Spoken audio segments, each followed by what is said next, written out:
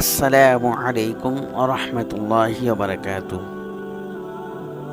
আলহামদুলিল্লাহি ওয়াহদা ওয়াসসালাতু ওয়াসসালামু আলা মান লা নাবিয়্যা বা'দা, আম্মা বা'দ। বন্ধুরা, আজকে আমরা আলোচনা করব সকাল সন্ধ্যা যে তাসবিহ ও দোয়া পড়তেন নবীজি সাল্লাল্লাহু আলাইহি ওয়াসাল্লাম। তো সংক্ষিপ্ত আকারে আপনাদের মাঝে তুলে ধরব। তো সকাল সন্ধ্যার অন্যতম সুন্নত আমল হলো নবীজির শিখানো তাসবিহ ও দোয়া পড়া, আল্লাহর প্রশংসা করা, আল্লাহর কাছে যাবতীয় অনিষ্টতা ও অকল্যাণ থেকে নিরাপত্তা কামনা করা।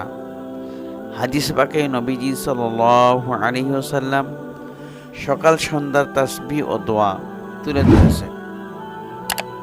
এই পর্যায়ে হযরত আবু হুরায়রা রাদিয়াল্লাহু তাআলা আনহু বর্ণনা করেছেন, নবী সাল্লাল্লাহু আলাইহি ওয়াসাল্লাম ভোরে উপনীত হলে তখন তিনি বলতেন, আসবাহনা ওয়া আসবাহাল হামদু কুল্লুহু লিল্লাহ লা শারীকা লাহু লা ইলাহা ইল্লাল্লাহ ওয়া ইলাইহিন নুশুর।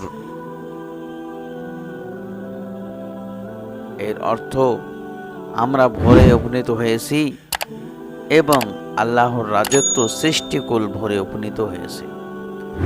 সব প্রশংসা আল্লাহ তাআলার, তার কোনো শরীক নেই, আল্লাহ ছাড়া কোনো ইলাহ নেই এবং পুনরুত্থান তার কাছেই।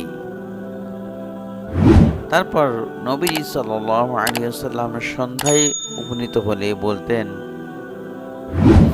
আমসাইনা ওয়া আমসাল মুলকু লিল্লাহ ওয়াল হামদু কুল্লুহু লিল্লাহ লা শারীকা লাহু লা ইলাহা ইল্লাল্লাহু ওয়া ইলাইহিন নুশুর। অর্থ, আমরা সন্ধ্যায় উপনীত হয়েছি, আল্লাহর রাজত্ব সন্ধ্যায় উপনীত হয়েছে।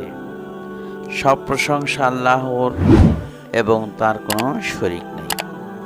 আল্লাহ ছাড়া কোনো ইলাহ নেই এবং তার কাছেই ফিরে যেতে হবে। এটা আবু দাউদ, তিরমিজি, নাসাই, ইবনে মাজাহ, মুসনাদ আহমদ, ইবনে হিব্বান, নাসাইতে উল্লেখ করা হয়েছে। তো আজকের ভিডিও এই পর্যন্তই। ভিডিওটি যদি আপনাদের একটু ভালো লাগে থাকে তাহলে ভিডিওটি স্কিপ না করে পুরো ভিডিওটি দেখার আমন্ত্রণ রইল। আর আমার চ্যানেলটি অবশ্যই সাবস্ক্রাইব করবেন। আসসালামু আলাইকুম ওয়া রাহমাতুল্লাহ।